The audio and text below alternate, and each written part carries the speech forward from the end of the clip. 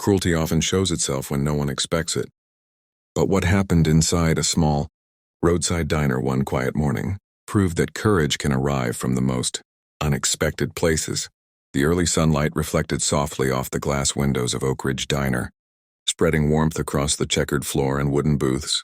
Normally, the smell of fresh waffles and hot coffee made the place feel safe and familiar, but that morning safety felt far away for one young girl. Near the window sat a girl in a wheelchair. Her name was Emily. A plate of waffles rested on the tray in front of her. She sat calmly, but her fingers trembled slightly as she held her fork. Life had taught her patience early, yet moments like this still made her heart pound. At the booth beside her, a group of teenage boys laughed loudly. At first it sounded harmless. Then it turned cruel. One boy suddenly slapped Emily's plate to the floor. Syrup splashed across the tiles. Another shoved her wheelchair backward, laughing as if it were a joke. The diner went silent. The boys' laughter echoed sharply. Emily's eyes filled with tears she tried desperately to hold back. The humiliation cut deeper than the mess on the floor. If you believe no one deserves to be treated this way, and that kindness should always rise above cruelty, take a moment to like this video, share it, and subscribe to Storytime Shorts. Your support helps meaningful stories reach more people. Emily was born with a neurological condition that required her to use a wheelchair. Her parents always told her that strength wasn't measured by how you walk, but by how you face the world. She carried that lesson every day, even when strangers stared or whispered.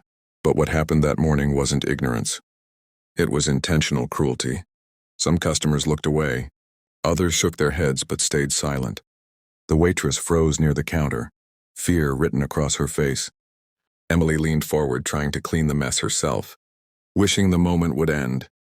Then a hand reached down, gentle, steady.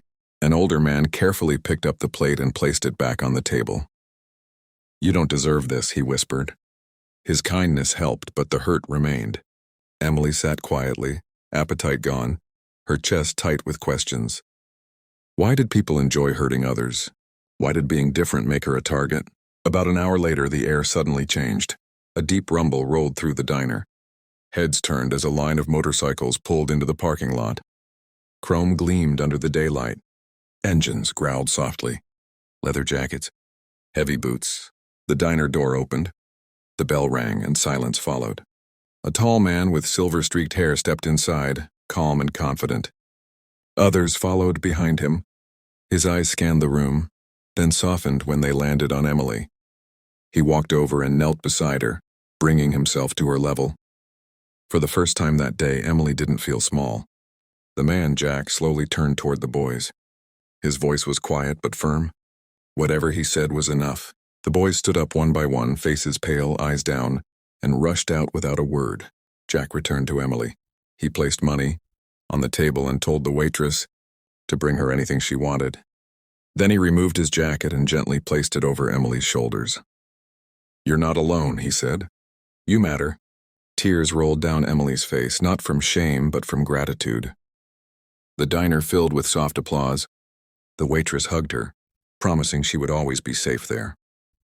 That morning began with cruelty, but it ended with courage.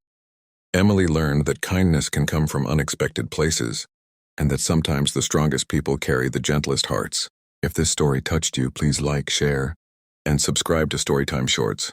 Before you go, comment below. What would you have done in that diner?